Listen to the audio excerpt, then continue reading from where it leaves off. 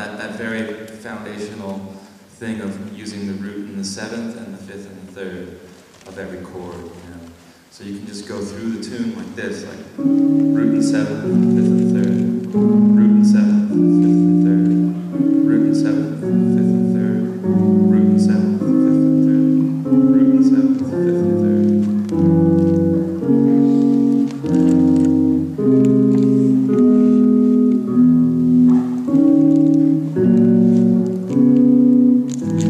And that gives you a really good, strong foundation of the harmonic progression of the tune. You know?